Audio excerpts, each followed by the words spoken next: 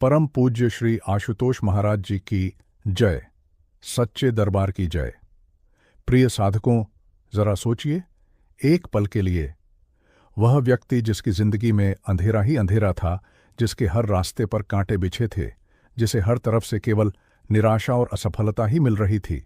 क्या हो अगर मैं आपसे कहूं कि उसी व्यक्ति की जिंदगी रातों रात इस तरह बदल गई कि जो लोग उसे कल तक तिरस्कार की नजर से देखते थे, वही लोग आज उसके सामने नतमस्तक हैं। यह कोई कल्पना नहीं, यह कोई कहानी नहीं जो मैं आपको सुना रहा हूं।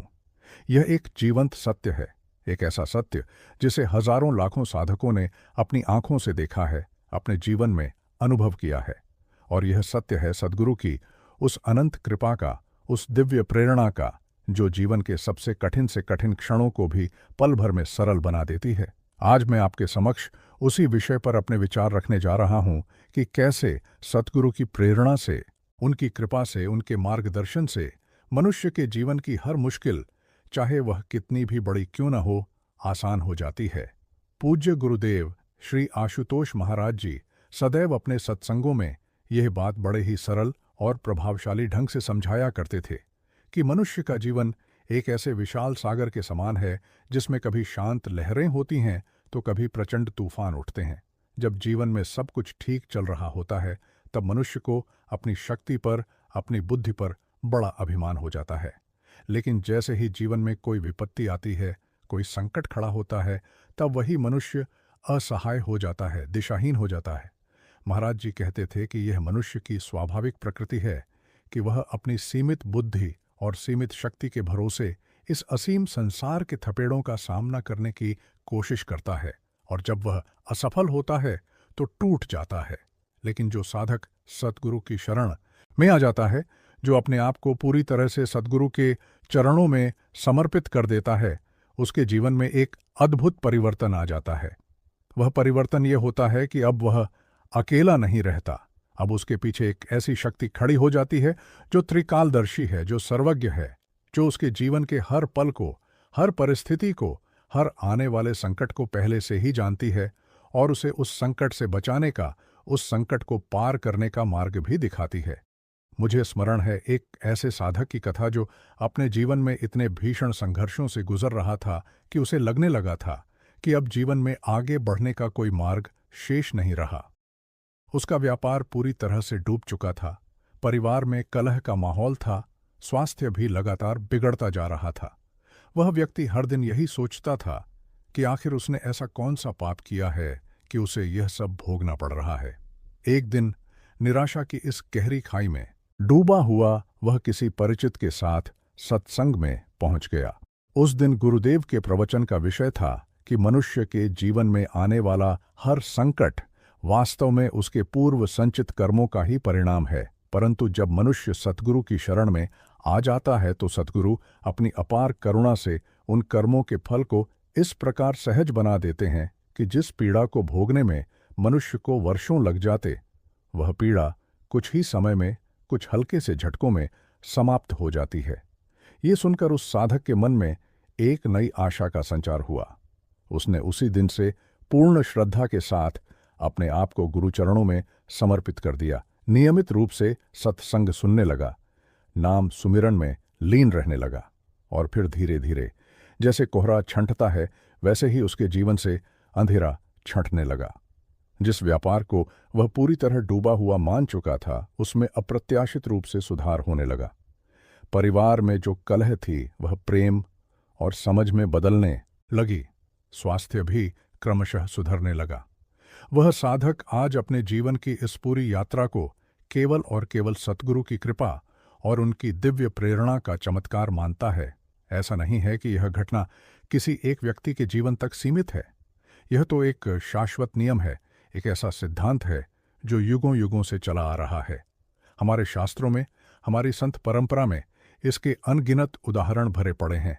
संत कबीर दास जी ने अपने दोहों में बार बार इस बात पर बल दिया है कि गुरु की महिमा अपार है।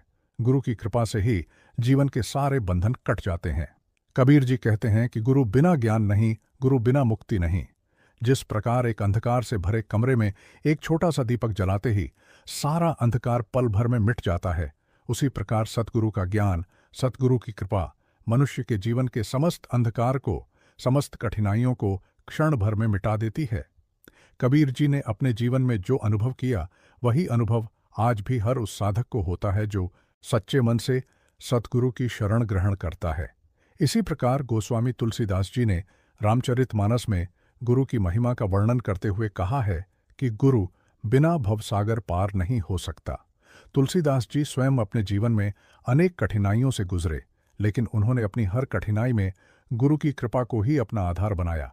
उन्होंने लिखा है कि जिस प्रकार भगवान श्री राम ने वनवास के कठिन समय में भी धैर्य नहीं खोया, क्योंकि उन्हें अपने गुरु वशिष्ठ के आशीर्वाद और मार्गदर्शन पर पूर्ण विश्वास था, उसी प्रकार मनुष्य को भी चाहिए कि वह जीवन के कठिन समय में विचलित न हो, अपितु सतगुरु के चरणों में और अधिक दृढ़ता से समर्पित हो जाए। यही वह मार्ग है जिससे कठिन से कठिन परिस्थिति भी सरल हो जाती है। मीराबाई का जीवन तो स्वयं इस बात का प्रत्यक्ष प्रमाण है। मीरा को अपने भक्ति मार्ग पर चलते हुए कितनी यातनाएं सहनी पड़ीं, कितने विष के प्याले पिलाए गए, कितने कष्ट दिए गए, लेकिन मीरा का हृदय कभी विचलित नहीं हुआ।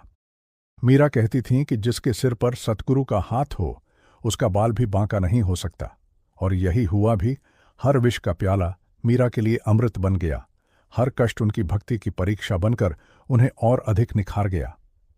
यह सद्गुरु की कृपा का ही प्रताप था कि जो विष मृत्यु का कारण बनना चाहिए था, वह मीरा के लिए जीवनदायिनी शक्ति बन गया। संत सूरदास जी का जीवन भी इसी सत्य को प्रमाणित करता है। सूरदास जी नेत्रहीन थे। संसार की दृष्टि से उनका जीवन अभावों से भरा हुआ प्रतीत होता था, लेकिन जब उन्होंने सतगुरु की शरण ग्रहण की, जब उन्हें दिव्य ज्ञान की प्राप्ति हुई, तो उनकी अंतर्दृष्टि इतनी प्रखर हो गई कि उन्होंने भगवान की लीलाओं का जो वर्णन किया, वह आज तक भक्ति साहित्य की अमूल्य धरोहर बना हुआ है। बाहरी आंखों की कमी उनके जीवन में कभी बाधा नहीं बनी, क्योंकि सद्गुरु की कृपा ने उनकी अंतर्दृष्टि को इतना प्रकाशवान बना दिया था। और गुरु नानक देव जी ने तो अपने संपूर्ण जीवन में यही संदेश दिया कि एक ओंकार सतनाम की शरण में जो भी आता है, वह भवसागर से पार हो जाता है। नानक देव जी स्वयं कई कठिन यात्राओं पर निकले, कई विरोधों का, कई कठिनाइयों का सामना किया, लेकिन हर परिस्थिति में उनका यही विश्वास रहा कि सद्गुरु की कृपा ही सबसे बड़ा संबल है। उन्होंने कहा कि गुरु परमेश्वर एक ही हैं और जिस पर उनकी कृपा हो जाती है, उसे संसार की कोई भी शक्ति हानि नहीं पहुंचा सकती। इन सभी महान संतों का जीवन हमें यही सिखाता है कि सद्गुरु की प्रेरणा और कृपा में वह अद्भुत शक्ति होती है जो असंभव को संभव बना देती है, जो कठिन से कठिन मार्ग को भी सुगम बना देती है। और आज के युग में हमारे बीच साक्षात विराजमान पूज्य गुरुदेव श्री आशुतोष महाराज जी के रूप में हमें वही दिव्य शक्ति, वही करुणामयी कृपा प्राप्त हो रही है। महाराज जी सदैव कहा करते थे कि मैं अपने प्रत्येक शिष्य के जीवन की हर छोटी बड़ी परिस्थिति से भली भांति परिचित हूँ, और जो भी सच्चे मन से मुझ पर विश्वास रखता है, जो भी मेरी बताई हुई साधना पद्धति का ईमानदारी से पालन करता है, उसके जीवन की हर कठिनाई मैं अपने ऊपर ले लेता हूँ। यहाँ एक महत्वपूर्ण बात समझने योग्य है। बहुत से लोग ये सोचते हैं कि सद्गुरु की कृपा का अर्थ है कि जीवन में कोई कठिनाई आएगी ही नहीं, या यदि आएगी तो चुटकी बजाते ही समाप्त हो जाएगी। लेकिन यह समझ अधूरी है। महाराज जी स्वयं समझाते थे कि सद्गुरु की कृपा का वास्तविक अर्थ यह है कि कठिनाई आपके जीवन में आती अवश्य है, क्योंकि कर्मों का हिसाब तो चुकाना ही पड़ता है, परंतु उस कठिनाई को सहने की शक्ति, उसे पार करने का साहस और उस कठिनाई के बीच भी मन की शांति बनाए रखने की क्षमता, यह सब सद्गुरु की कृपा से ही प्राप्त होता है। जो व्यक्ति बिना सद्गुरु के सहारे के जीवन जीता है, वह छोटी सी कठिनाई में भी टूट जाता है, बिखर जाता है, कभी कभी तो अपना मानसिक संतुलन भी खो बैठता है। लेकिन जो साधक सद्गुरु की शरण में है, वह बड़ी से बड़ी विपत्ति में भी स्थिर रहता है, धैर्यवान रहता है, क्योंकि उसे यह अटूट विश्वास होता है कि मेरे सद्गुरु मुझे कभी अकेला नहीं छोड़ेंगे। एक और बहुत ही मार्मिक प्रसंग मुझे याद आता है। एक साधिका थी जिसका इकलौता पुत्र गंभीर रूप से बीमार पड़ गया। चिकित्सकों ने भी लगभग आशा छोड़ दी थी। वह माता पूरी तरह टूट चुकी थी। उसे कुछ समझ नहीं आ रहा था कि वह क्या करे।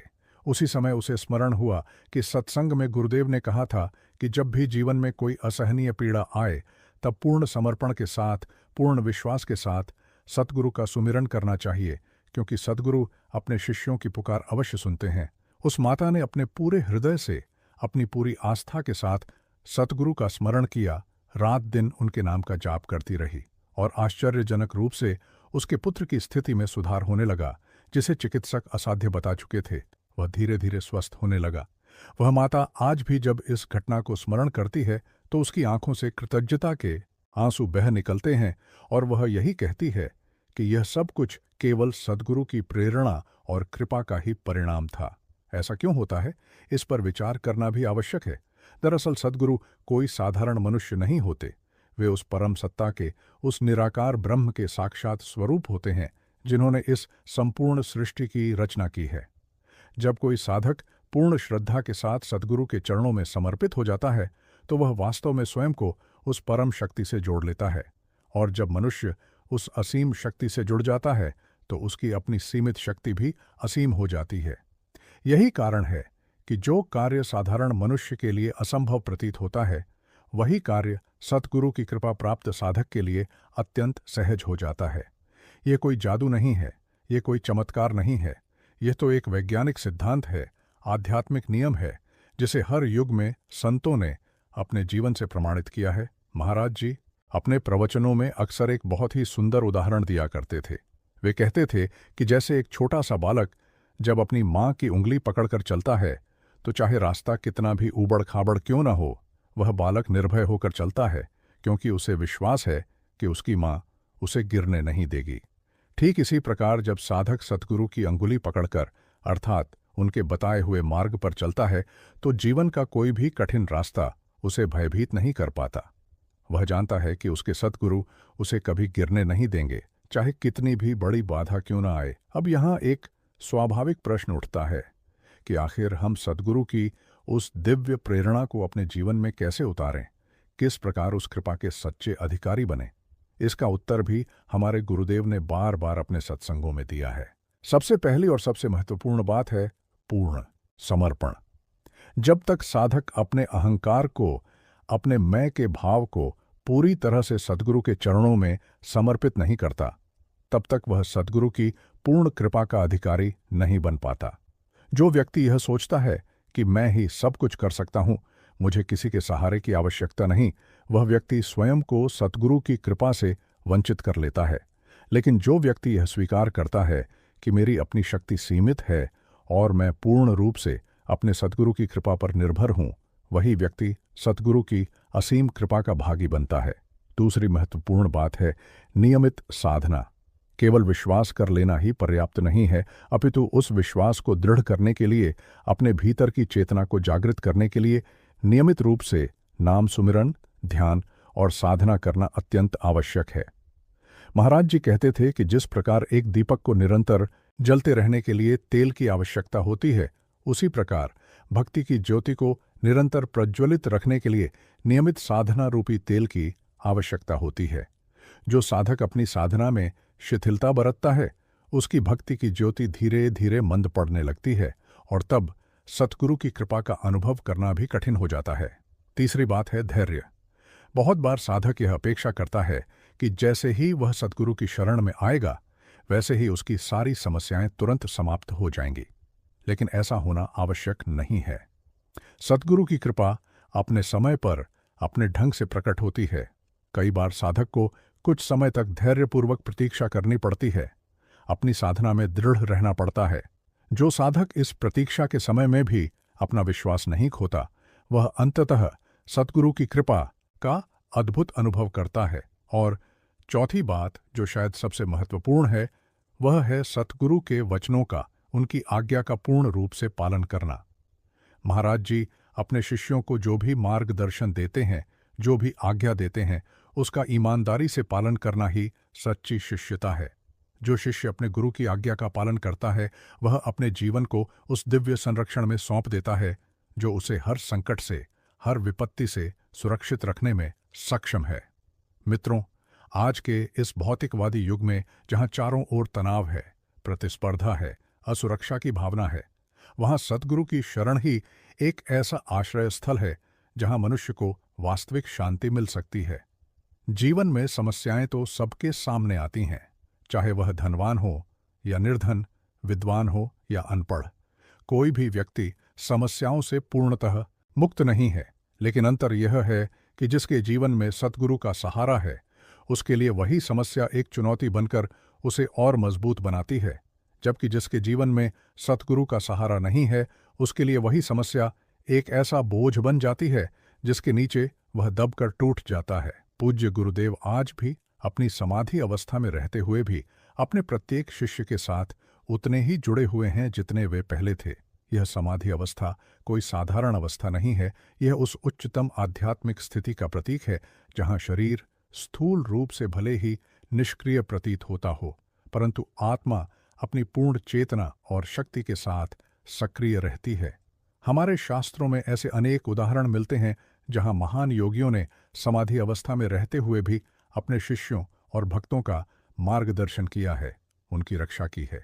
पूज्य गुरुदेव भी आज उसी दिव्य अवस्था में हैं और यह हम सभी शिष्यों का परम सौभाग्य है कि हमें उनका यह दिव्य संरक्षण निरंतर प्राप्त हो रहा है। एक और घटना का उल्लेख करना चाहूँगा जो हमें यह समझने में सहायता करेगी कि किस प्रकार सद्गुरु की प्रेरणा जीवन को दिशा प्रदान करती है। एक युवक था जो अपने जीवन के लक्ष्य को लेकर पूरी तरह से भ्रमित था। उसे समझ नहीं आ रहा था कि उसे किस दिशा में आगे बढ़ना चाहिए, कौन सा मार्ग उसके लिए उचित है। वह निराशा के गहरे अंधकार में डूबा हुआ था। सत्संग में आने के बाद, गुरुदेव की शिक्षाओं को सुनने के बाद उसने नियमित साधना आरंभ की। धीरे धीरे उसके मन में एक स्पष्टता आने लगी। उसे अपने जीवन की दिशा स्पष्ट रूप से दिखाई देने लगी। यह कोई साधारण मानसिक परिवर्तन नहीं था, यह सद्गुरु की उस दिव्य प्रेरणा का परिणाम था जो साधक के अंतर्मन में प्रवेश करके उसे सही दिशा दिखाती है। वह युवक आज अपने जीवन में एक स्थिर और सार्थक मार्ग पर अग्रसर है और वह इसका पूरा श्रेय अपने सद्गुरु की कृपा को ही देता है। मित्रों, यहाँ यह समझना भी आवश्यक है कि सद्गुरु की प्रेरणा केवल बड़ी बड़ी विपत्तियों में ही नहीं, अपितु जीवन के छोटे से छोटे निर्णय में भी हमारा मार्गदर्शन करती है। जो साधक निरंतर सद्गुरु से जुड़ा रहता है, उसे अपने दैनिक जीवन के छोटे छोटे निर्णयों में भी एक अद्भुत स्पष्टता का अनुभव होता है। ऐसा प्रतीत होता है जैसे कोई अदृश्य शक्ति उसे सही राह दिखा रही है, गलत निर्णयों से बचा रही है। यह अनुभव उन सभी साधकों को होता है जो अपने जीवन को पूर्ण रूप से सद्गुरु के चरणों में समर्पित कर देते हैं। आइए अब हम उस मूल प्रश्न पर विचार करें कि आखिर क्यों सद्गुरु की प्रेरणा से हर मुश्किल आसान हो जाती है। इसका गहन कारण यह है कि मनुष्य की समस्याएं मूलतः उसके अज्ञान से, उसके मोहमाया के बंधन से उत्पन्न होती हैं।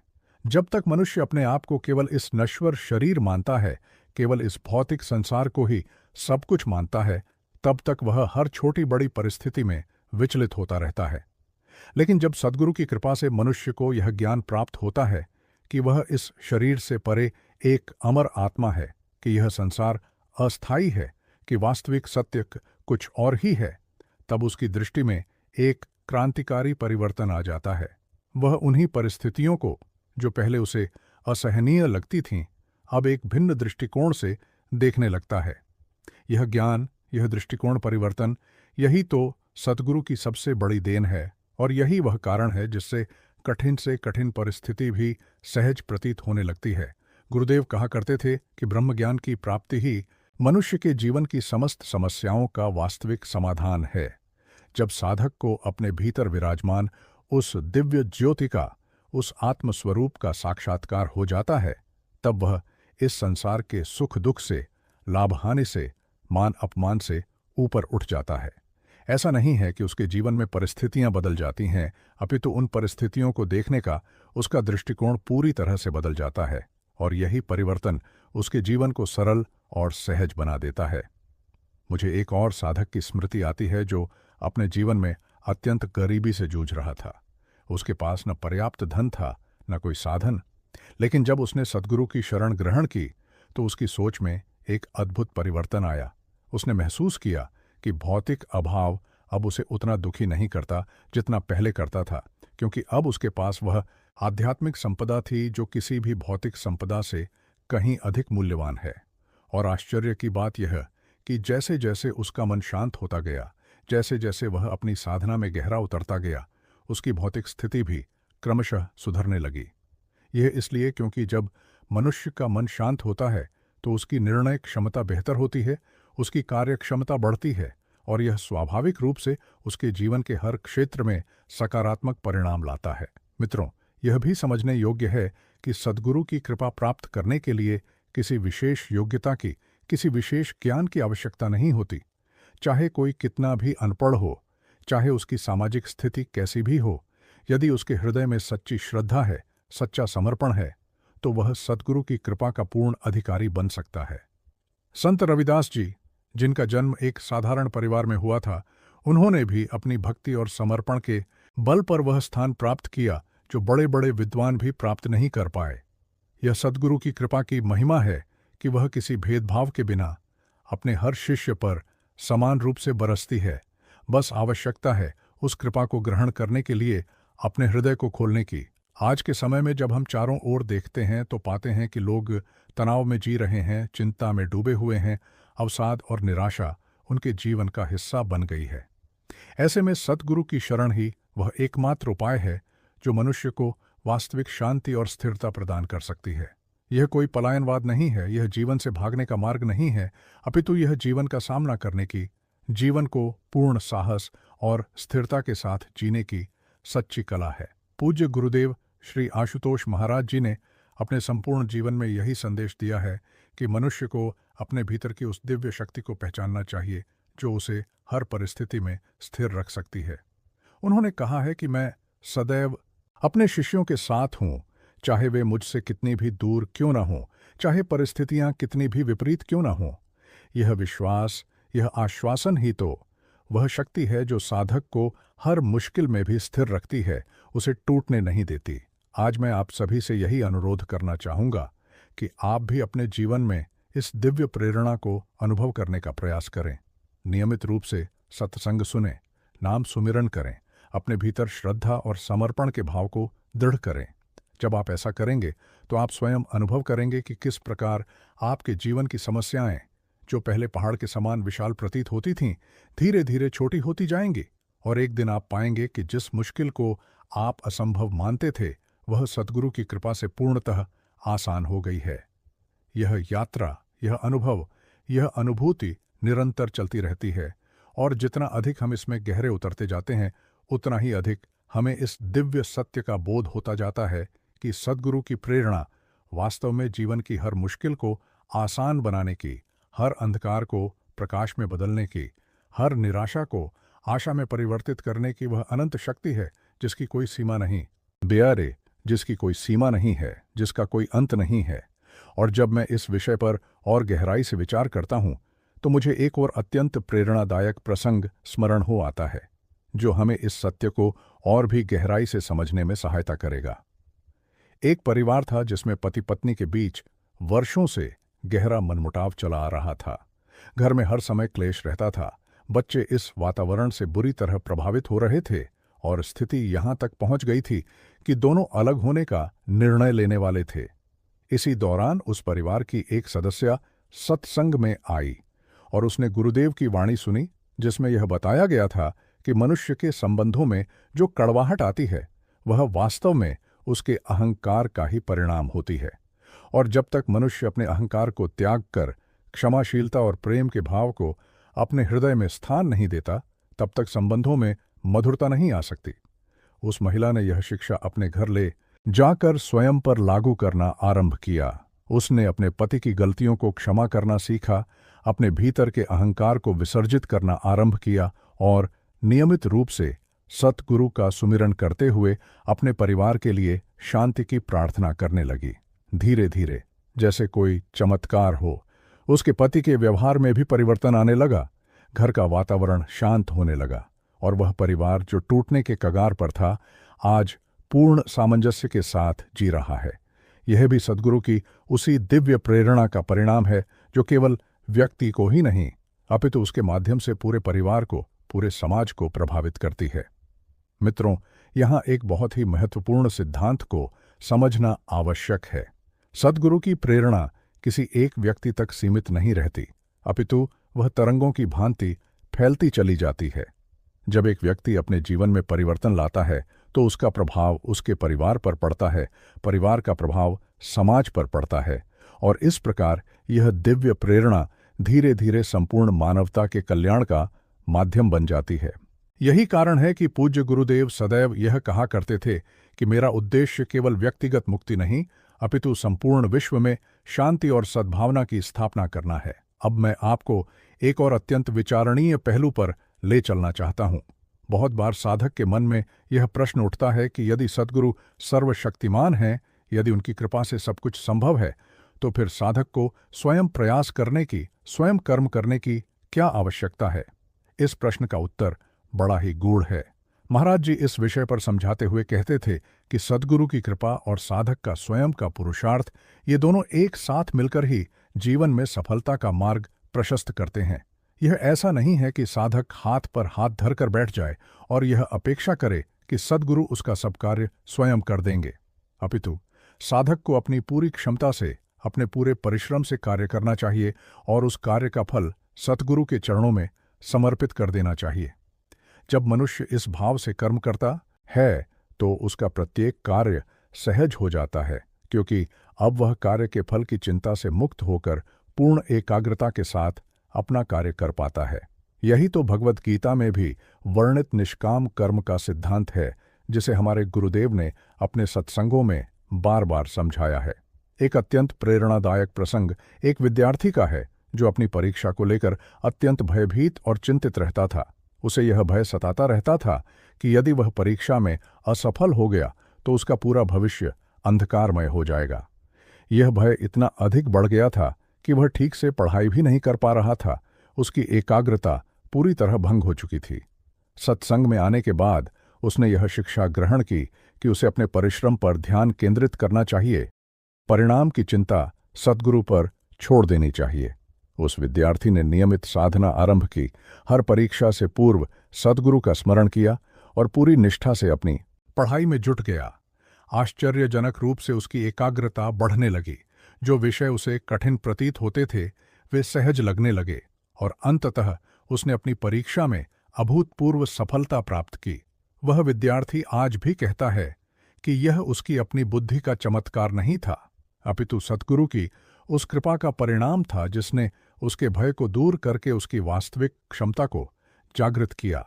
मित्रों, इस प्रकार के असंख्य उदाहरण हमें यह सिखाते हैं कि सद्गुरु की प्रेरणा हमारे जीवन के हर क्षेत्र में, चाहे वह पारिवारिक जीवन हो, व्यावसायिक जीवन हो, शैक्षणिक जीवन हो या फिर स्वास्थ्य संबंधी चुनौतियां हों, हर जगह अपना दिव्य प्रभाव दिखाती है। और यह प्रभाव किसी चमत्कार के रूप में नहीं, अपितु साधक के भीतर उत्पन्न होने वाले सकारात्मक परिवर्तन के रूप में प्रकट होता है। सद्गुरु हमारे भीतर की उस निद्रित शक्ति को जागृत करते हैं, हमारे भीतर के उस आत्मविश्वास को प्रज्वलित करते हैं, हमारे भीतर की उस स्पष्टता को उत्पन्न करते हैं जिसके बल पर हम अपने जीवन की हर कठिनाई का सामना कर पाते हैं। अब मैं आपको एक और अत्यंत गहन विषय की ओर ले जाना चाहता हूं, जो है सद्गुरु के प्रति सच्ची श्रद्धा का विकास। बहुत बार साधक शुरुआत में तो बड़े उत्साह के साथ सद्गुरु की शरण में आता है, परंतु समय के साथ यदि उसे तुरंत परिणाम दिखाई न दें तो उसका उत्साह कम होने लगता है, उसकी श्रद्धा डगमगाने लगती है। यह मनुष्य की स्वाभाविक कमजोरी है, परंतु यही वह परीक्षा की घड़ी है जो यह निर्धारित करती है कि साधक की भक्ति कितनी गहरी है। जो साधक इस परीक्षा में खरा उतरता है, जो कठिन समय में भी अपनी श्रद्धा को दृढ़ बनाए रखता है, उसे अंततः सद्गुरु की सबसे गहन कृपा का अनुभव होता है। संत तुलसीदास जी ने इस विषय पर बहुत सुंदर बात कही है कि जिस प्रकार सोने को अग्नि में तपाकर ही उसकी शुद्धता की परख होती है, उसी प्रकार साधक की श्रद्धा की भी कठिन समय में ही परीक्षा होती है।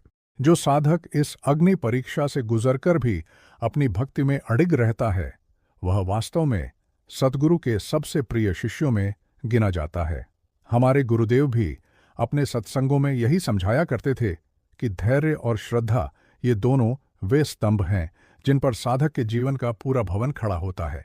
आइए अब मैं आपको एक और मार्मिक प्रसंग सुनाता हूं। एक वृद्ध व्यक्ति था जिसने अपने जीवन का अधिकांश भाग बिना किसी आध्यात्मिक मार्गदर्शन के व्यतीत किया था। जीवन के अंतिम पड़ाव में जब उसे अपनी मृत्यु निकट प्रतीत होने लगी तो उसके मन में एक गहरा भय समा गया। यह भय कि आखिर मृत्यु के बाद क्या होगा, यह जीवन की यात्रा कहाँ जाकर समाप्त होगी। इसी भय से त्रस्त होकर वह एक दिन सत्संग में पहुंचा। वहां उसने गुरुदेव की यह शिक्षा सुनी कि आत्मा अमर है, मृत्यु केवल शरीर का त्याग है, आत्मा का नहीं। और जो व्यक्ति सद्गुरु से ब्रह्म ज्ञान प्राप्त कर लेता है उसके लिए मृत्यु का भय पूर्णतः समाप्त हो जाता है।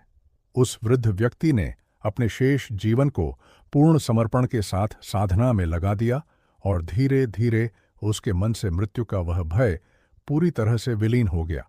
वह अब पूर्ण शांति और स्थिरता के साथ अपने जीवन के प्रत्येक क्षण को जी रहा था, इस ज्ञान के साथ कि उसकी आत्मा अविनाशी है और सद्गुरु की कृपा से उसकी यह यात्रा निरंतर आगे बढ़ती रहेगी। यह प्रसंग हमें यह सिखाता है कि सद्गुरु की प्रेरणा केवल भौतिक कठिनाइयों को ही सरल नहीं बनाती, अपितु वह उन गहनतम अस्तित्वगत प्रश्नों का, जीवन मृत्यु जैसे प्रश्नों का भी समाधान प्रदान करती है जो मनुष्य के मन को सबसे अधिक विचलित करते हैं। जब मनुष्य को यह ज्ञान हो जाता है कि वह इस नश्वर शरीर से परे कुछ और है, तब जीवन की सभी छोटी बड़ी कठिनाइयां अपने आप गौण हो जाती हैं, क्योंकि अब उसकी दृष्टि उस शाश्वत सत्य पर केंद्रित हो चुकी होती है। मित्रों, मैं यह भी कहना चाहूंगा कि सद्गुरु की यह दिव्य प्रेरणा किसी विशेष समय, विशेष स्थान या विशेष परिस्थिति तक सीमित नहीं है। यह प्रेरणा 24 घंटे, हर पल, हर क्षण साधक के साथ रहती है। बस आवश्यकता है साधक को इस प्रेरणा के प्रति सजग रहने की, इसे अनुभव करने की क्षमता विकसित करने की। जो साधक निरंतर नाम सुमिरन करता है, जो अपने मन को सांसारिक विषयों से हटाकर सतगुरु के चिंतन में लगाता है, वह धीरे धीरे इस दिव्य प्रेरणा को अपने जीवन के हर क्षण में अनुभव करने लगता है। और यही निरंतर अनुभूति उसके जीवन को धीरे धीरे रूपांतरित करती चली जाती है। जब कोई साधक इस स्तर पर पहुंच जाता है तो उसके और उसके सद्गुरु के मध्य एक ऐसा अदृश्य संबंध स्थापित हो जाता है जिसे शब्दों में व्यक्त करना अत्यंत कठिन है। यह संबंध किसी भौतिक निकटता पर निर्भर नहीं करता, अपितु यह हृदय से हृदय का, आत्मा से आत्मा का संबंध होता है। मुझे एक ऐसे साधक की स्मृति आती है जो अपने व्यवसाय के सिलसिले में विदेश चला गया था, अपने गुरुदेव से हजारों मील दूर। वहां उसे भाषा की समस्या थी, संस्कृति भिन्न थी और वह पूरी तरह अकेलापन अनुभव कर रहा था। परंतु उसने यह अनुभव किया कि दूरी चाहे कितनी भी क्यों न हो, जब भी वह अपने हृदय से सद्गुरु का स्मरण करता, उसे एक अद्भुत शांति और संबल का अनुभव होता। एक बार उसके व्यवसाय में एक बहुत बड़ा संकट आया, ऐसा संकट जिसमें उसकी पूरी पूंजी डूबने का खतरा था। उस रात वह पूरी रात सो नहीं पाया, बस अपने गुरुदेव का स्मरण करता रहा, उनसे मार्गदर्शन की प्रार्थना करता रहा। और अगले ही दिन एक ऐसी अप्रत्याशित घटना घटी। एक ऐसा व्यक्ति उससे मिलने आया जिसने उस संकट से निकलने का रास्ता सुझाया, ऐसा रास्ता जो उस साधक ने स्वयं कभी सोचा भी नहीं था। वह साधक आज भी इस घटना को याद करके भावुक हो जाता है और कहता है कि उस दूर देश में भी उसके सतगुरु ने उसका हाथ थामे रखा। यह घटना हमें यह समझाती है कि सतगुरु की कृपा भौगोलिक दूरी की, समय की, किसी भी भौतिक सीमा की मोहताज नहीं है। वह तो एक ऐसी असीम शक्ति है जो साधक के हृदय की पुकार को तुरंत सुन लेती है, चाहे वह साधक संसार के किसी भी कोने में क्यों न हो। पूज्य गुरुदेव स्वयं कहा करते थे कि दूरी तो केवल शरीर की होती है, आत्मा तो सदैव एक दूसरे के निकट रहती है, बशर्ते हृदय में सच्ची श्रद्धा और सच्चा प्रेम हो। अब मैं आपके समक्ष एक और महत्वपूर्ण पहलू रखना चाहता हूं, और वह है सेवा का महत्व। हमारे गुरुदेव ने सदैव यह शिक्षा दी है कि केवल साधना करना ही पर्याप्त नहीं है, अपितु निस्वार्थ सेवा भी साधक के जीवन का अभिन्न अंग होनी चाहिए। जब साधक अपने अहंकार को त्याग कर दूसरों की सेवा में स्वयं को समर्पित करता है तो यह सेवा भी उसके लिए सतगुरु की कृपा प्राप्त करने का एक सशक्त माध्यम बन जाती है। सेवा करते समय मनुष्य के भीतर से मैं का भाव धीरे धीरे विलीन होने लगता है और जैसे जैसे यह अहंकार कम होता जाता है वैसे वैसे सतगुरु की कृपा को ग्रहण करने की उसकी क्षमता भी बढ़ती जाती है। एक साधक की कथा मुझे स्मरण आती है जो अत्यंत क्रोधी स्वभाव का था। छोटी छोटी बातों पर वह क्रोधित हो जाता था, जिसके कारण उसके परिवार में और कार्यस्थल पर सभी उससे दूरी बनाए रखते थे। सत्संग में आने के पश्चात उसने यह शिक्षा ग्रहण की कि क्रोध वास्तव में हमारे अहंकार की ही अभिव्यक्ति है और सेवा भाव से यह अहंकार धीरे धीरे कमजोर पड़ता है। उसने आश्रम की सेवाओं में भाग लेना आरंभ किया, निस्वार्थ भाव से दूसरों की सहायता करने लगा।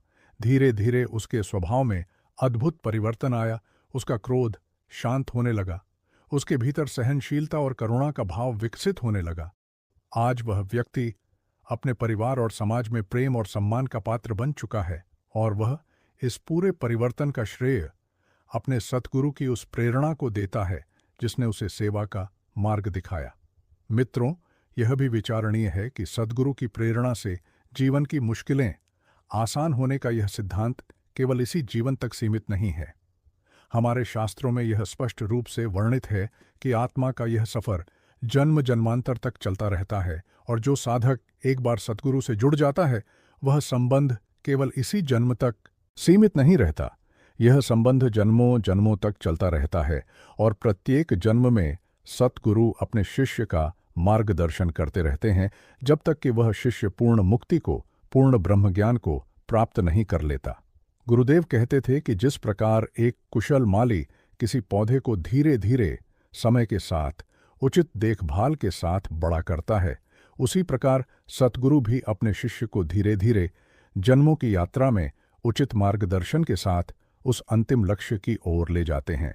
इस दृष्टिकोण से देखें तो वर्तमान जीवन की कोई भी कठिनाई, चाहे वह कितनी भी बड़ी क्यों न प्रतीत हो, इस विशाल यात्रा के परिप्रेक्ष्य में एक छोटा सा पड़ाव मात्र है जिसे सतगुरु की कृपा से सहजता से पार किया जा सकता है। इस संपूर्ण चर्चा से हमें यह गहन बोध होता है कि सद्गुरु की प्रेरणा वास्तव में एक ऐसी अनंत, अपार और सर्वव्यापी शक्ति है जो साधक के जीवन के प्रत्येक क्षेत्र में, प्रत्येक क्षण में, प्रत्येक परिस्थिति में उसका मार्गदर्शन करती रहती है, उसे संबल प्रदान करती रहती है और उसकी हर मुश्किल को धीरे धीरे किंतु निश्चित रूप से आसान बनाती चली जाती है। सर्व श्री आशुतोष महाराज जी की जय। सच्चे दरबार की जय। जय श्री राम।